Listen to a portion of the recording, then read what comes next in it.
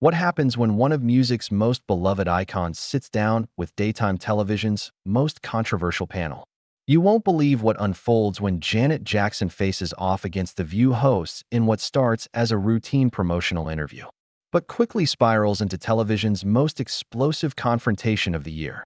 Before we get into this incredible story, make sure you hit that subscribe button and drop a comment below because you're not going to believe what unfolds. The atmosphere in the View studio felt different from the moment Janet Jackson walked onto the set. The legendary performer, there to promote her upcoming documentary series, carried herself with the grace and poise that had defined her decades-long career. But beneath the polished exterior of daytime television's most-watched talk show, tensions were already simmering that would soon boil over into an unprecedented on-air meltdown. As Janet settled into her chair, the hosts exchanged glances that viewers at home couldn't quite read. Whoopi Goldberg, sitting at the head of the table, had that look in her eyes that regular viewers knew meant trouble was brewing. Joy Behar was practically vibrating with an energy that suggested she had been waiting for this moment all morning. Sunny Hostin sat rigid, her legal background evident in the way she was already formulating her attack strategy. Sarah Haynes tried to maintain her usual bubbly demeanor, but even she seemed to sense that this interview was about to take a turn that nobody had planned for. The opening pleasantries felt forced, almost performative. Janet spoke warmly about her upcoming projects, her voice carrying that familiar warmth that had endeared her to millions of fans worldwide. But the hosts weren't really listening. They were waiting for their moment to pounce on the real reason they had invited her on the show. It wasn't about her music, her legacy, or even her documentary. They had an agenda, and Janet Jackson was about to find herself in the crosshairs of The View's notorious political machine. So Janet, Whoopi began, her voice carrying a deceptive casualness that anyone familiar with her interviewing style would recognize as dangerous territory. We've been talking a lot lately about artists and their responsibility to speak out on social issues. Your brother Michael, your family, you've all been in the spotlight for decades. Don't you think celebrities have an obligation to use their platforms more responsibly? The question landed like a grenade in what had been, up until that moment, a relatively peaceful conversation. Janet's smile flickered for just a fraction of a second, but she maintained her composure. I've always believed that artists should be authentic to themselves and their beliefs, she replied carefully. I've spoken out on issues that matter to me throughout my career, from social justice to women's rights. Joy Behar leaned forward, sensing blood in the water. But have you really, though? I mean, we've seen so many artists lately who claim to be activists, but then stay silent when it really matters. Like, where were you during the last election? We didn't hear much from you when democracy was literally on the line. The accusation hung in the air like a toxic cloud. Janet's publicist, sitting just off camera, shifted uncomfortably in her chair. This wasn't what they had been told the interview would focus on. This was supposed to be about Janet's artistic journey, her personal growth, her upcoming projects. Instead, the View hosts were treating her like a defendant in their personal courtroom of public opinion. I prefer to let my art speak for itself, Janet responded, her voice still measured but with a slight edge creeping in. I've been making music with messages for over 4 decades. Songs like Rhythm Nation, That's the Way Love Goes, Together Again. These weren't just entertainment. They were statements about unity, about healing, about bringing people together. Sunny Hostin jumped in with the precision of a prosecutor delivering a closing argument. But unity with who exactly? Because it seems like when push comes to shove, when the country was facing real threats to democracy, to voting rights, to women's reproductive freedom, we didn't see Janet Jackson on the front lines. We saw a lot of other artists stepping up, putting their careers on the line. But you seem to stay pretty quiet. The studio audience, which had been warmly receptive when Janet first walked out, was now sitting in uncomfortable silence. You could feel the energy in the room shifting, becoming charged with a tension that made everyone present aware they were witnessing something unprecedented. This wasn't an interview anymore. This was an ambush. Janet's jaw tightened almost imperceptibly. Her hands, which had been relaxed in her lap, now gripped the arms of her chair. I think there's a difference between being performatively political and genuinely caring about issues, she said, her voice taking on a steel that longtime fans would recognize. I don't think artists should be obligated to perform their politics for public consumption just to satisfy other people's expectations of what activism should look like. The words hit the panel like a slap across the face. Joy Behar's eyes widened, and she let out a laugh that sounded more like a bark. Performatively political? Are you serious right now? We're talking about basic human rights, about democracy itself, and you're calling it performative. Sarah Haynes, who had been trying to steer the conversation back to safer ground, found herself getting swept up in the hostility. I think what my colleagues are trying to say is that with great platform comes great responsibility. You have millions of fans who look up to you, who might have voted differently if they had heard from you. So now it's my fault how people vote. Janet's voice was rising now, the careful control she had maintained starting to crack. I'm supposed to tell grown adults how to think, how to vote, how to live their lives. Is that what you think artists are supposed to do? Whoopi slammed her hand on the table, the sound echoing through the studio like a gunshot. When fascism is knocking at the door, yes. When women's rights are being stripped away, when voting rights are under attack, when marginalized communities are being targeted, then yes, people with platforms have a responsibility to speak up. The confrontation was escalating rapidly, spiraling beyond anything the View's producers had anticipated. Behind the cameras, staffers were exchanging panicked glances, unsure whether to intervene or let this explosive moment play out. The audience sat frozen, some looking genuinely uncomfortable, others leaning forward with the morbid fascination of witnessing a train wreck in real time. Janet Jackson, one of the most successful recording artists in history, a woman who had broken barriers and challenged conventions throughout her career, was being lectured about social responsibility by a panel of talk show hosts who seemed to believe they held the moral high ground simply by virtue of their political opinions. You know what? Janet said, her voice now carrying the full force of her decades in the entertainment industry, dealing with critics, controversies, and challenges that would have broken lesser artists. I find it interesting that you invite me here supposedly to talk about my work, my art, my upcoming projects, and instead you ambush me with this political purity test. Is this how you treat all your guests, or just the ones who don't toe your particular political line? The question hung in the air like a challenge, and from the looks on the hosts' faces, it was clear that Janet Jackson had just crossed a line that they never expected one of their guests to cross. But as tense as things had already become, this confrontation was far from over, and what happened next would shock everyone watching. Joy Behar's face flushed red as she leaned back in her chair, clearly taken aback by Janet's directness. Excuse me? A political purity test? We're asking you about basic human decency, about standing up for what's right. This isn't about politics. This is about morality. Morality according to who? Janet shot back, her voice gaining strength with each word. According to you? According to this panel? You sit here every day telling people what to think, how to feel, who to vote for, and if someone doesn't fall in line with your exact worldview, you attack them. That's not journalism. That's propaganda. The studio erupted in a low murmur of gasps and whispers. This was unprecedented territory for The View. Guests simply didn't talk back to the hosts like this. They certainly didn't accuse them of being propagandists on their own show. But Janet Jackson wasn't backing down. If anything, she was just getting started. Sunny Hostin's legal training kicked into overdrive as she tried to regain control of the narrative. Janet, I think you're deflecting from the real issue here. We're not asking you to be political. We're asking why you chose silence when your voice could have made a difference. When kids were being separated from their families at the border. When women's reproductive rights were under attack. When voting rights were being systematically dismantled. Where was Janet Jackson? Where was I? Janet's voice rose to a level that made everyone in the studio sit up straighter. I was making music that brought people together. I was supporting causes that I believed in privately, without making a spectacle of myself. I was living my life according to my own values, not performing them for your approval or anyone else's. Whoopi slammed her palm on the table again, this time with even more force. Private support doesn't help people who are suffering.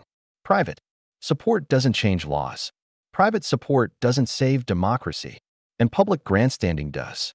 Janet fired back immediately. Because from where I'm sitting, all your public support, all your daily lectures, all your moral superiority hasn't changed much, has it? The problems you're so passionate about are still there, aren't they? Maybe the issue isn't that I wasn't loud enough. Maybe the issue is that your approach isn't as effective as you think it is. The words hit the panel like physical blows. These women were used to being the ones asking the tough questions, the ones holding others accountable.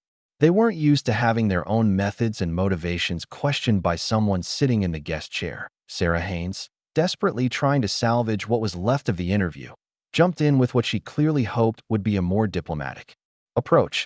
Janet, I think we can all agree that we want the same things: equality, justice, fairness. Maybe we just have different ways of working toward those goals. But Janet wasn't interested in diplomatic solutions anymore.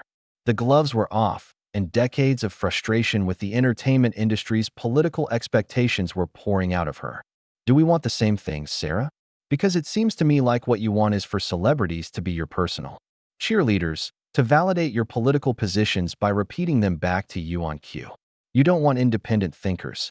You want performers who will perform the politics you approve of. Joy Behar couldn't contain herself any longer. That is so incredibly naive.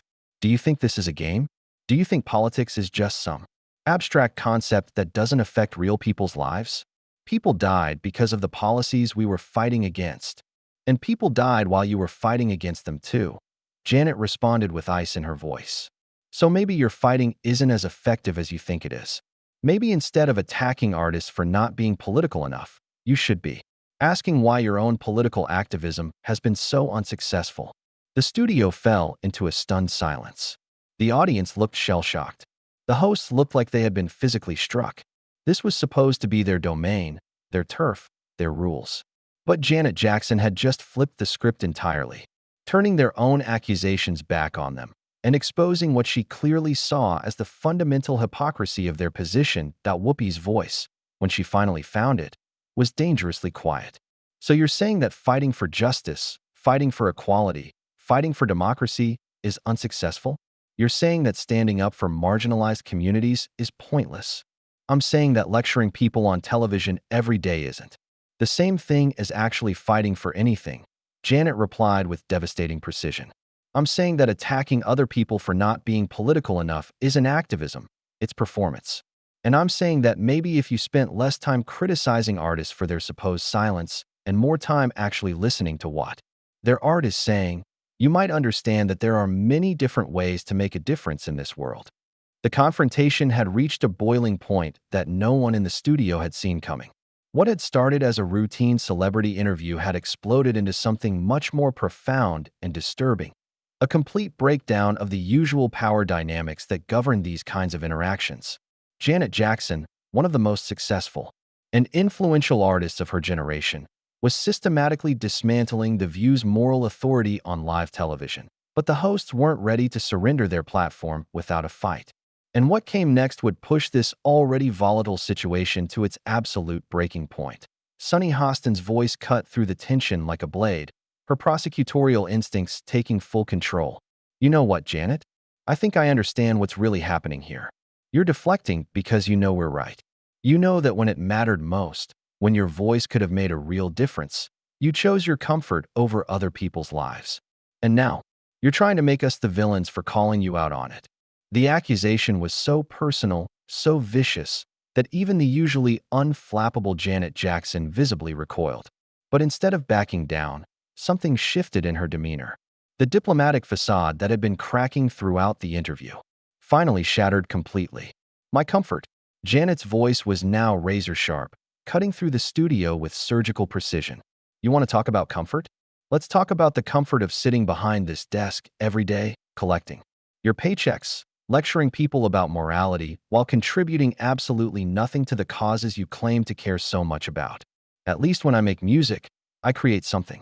What do you create besides division and outrage? Joy Behar's face contorted with rage. We inform people. We educate. We fight for democracy every single day.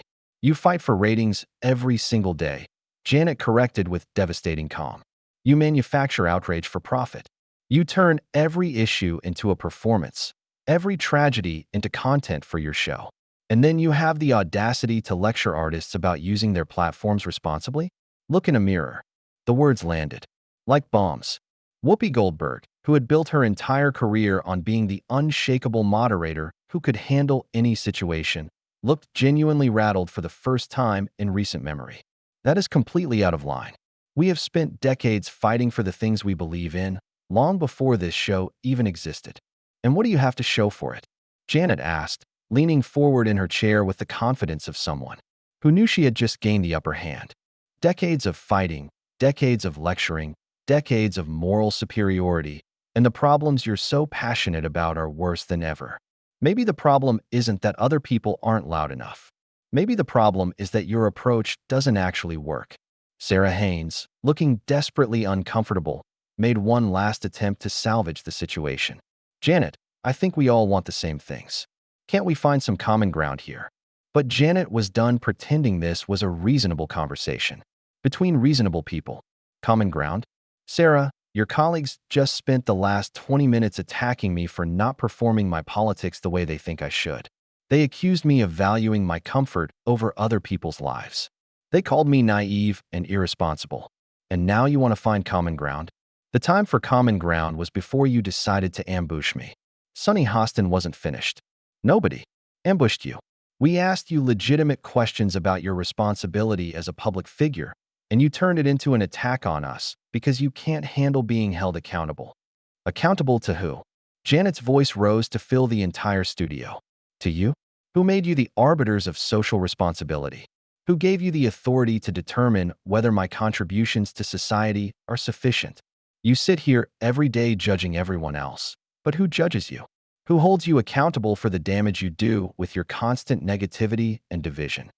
The question hung in the air like a weapon. For once, the View hosts seemed genuinely speechless. They were used to being the ones asking the hard questions, the ones making others uncomfortable. But Janet Jackson had flipped the entire dynamic, and they had no idea how to respond. Whoopi, clearly struggling to regain control of her own show, tried one more time. Janet, this is exactly the kind of divisive rhetoric that divisive. Janet interrupted, her voice now carrying the full force of 4 decades in the entertainment industry. You want to talk about divisive? You've spent this entire interview trying to tear me down because I don't agree with your political tactics. You've accused me of being selfish, naive, irresponsible, and morally deficient. And I'm being divisive for defending myself. She stood up abruptly, her microphone still attached, her voice carrying clearly throughout the studio. You know what the real problem is? The real problem is that you think anyone who doesn't march lockstep with your political agenda is automatically wrong. You think that loudness equals effectiveness, that moral posturing equals actual morality. But here's the truth that you can't handle. Your way isn't the only way, and your voice isn't the only voice that matters. Joy Behar was practically shouting now. So what? We should all just stay silent while democracy dies. We should all just make pretty music while the world burns. Janet turned to face her directly, her composure completely intact despite the chaos around her. Joy, democracy isn't dying because artists aren't political enough. Democracy is dying because people like you have turned politics into theater, issues into entertainment, and real problems into content for your television show. You've made politics so toxic, so performative, so exhausting that regular people don't want to engage with it anymore. The words seemed to physically stagger the hosts. This wasn't just a disagreement anymore. This was a complete rejection of everything they believed about their role in society, their importance, their effectiveness. Sunny Hostin made one final, desperate attempt. That is absolutely ridiculous. We are fighting for justice, for equality. You're fighting for relevance. Janet cut her off with finality. And you're losing. With that, she reached up and removed her microphone, the small action somehow carrying enormous weight in the moment. The studio was dead silent except for the faint hum of the cameras that were still rolling, capturing every second of this unprecedented meltdown. Thank you for having me on your show, Janet said with perfect politeness, her voice now eerily calm after the storm of the previous minutes. This has been very educational. She turned and walked toward the exit, her heels clicking against the studio floor in the absolute silence. Behind her, the host sat frozen, clearly unsure whether to try to stop her, call for a commercial break, or simply let her leave at the edge of the stage. Janet paused and turned back one final time. You know, I came here to talk about my music, my art, my upcoming projects. Things that bring people joy, that unite them, that inspire them. But instead, you wanted to talk about politics and division and anger. I think that says everything anyone needs to know about the difference between us. And with that, Janet Jackson walked off the View set, leaving behind a panel of hosts who looked like they had just survived a natural disaster. The cameras continued rolling for several more seconds, capturing the stunned faces of Whoopi, Joy, Sunny, and Sarah as they sat in complete silence, processing what had just happened. In the end, Janet Jackson had done something that very few guests in The View's history had ever managed to accomplish. She had turned the tables completely, transforming from victim to victor, from defendant to prosecutor.